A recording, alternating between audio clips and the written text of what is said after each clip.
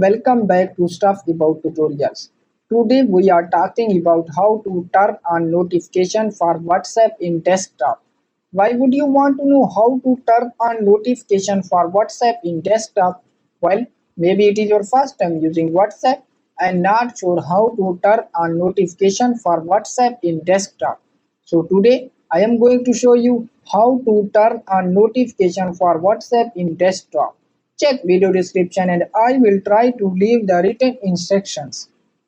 Turning on notification for WhatsApp in desktop is quite simple and easy to do, and the process is same for all devices. Let me show how you will turn on notification for WhatsApp in desktop. First of all, download WhatsApp in your computer and now open it. Here is my WhatsApp web home screen, and then click on settings in the left bottom corner. And now click on notification, and now click on toggle button to turn it on.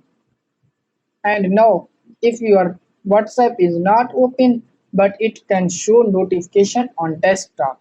So there you go. If you were wondering how to turn on notification for WhatsApp in desktop, that is the easiest way I know. If you know another way, please leave a comment below. Be sure to subscribe for more videos.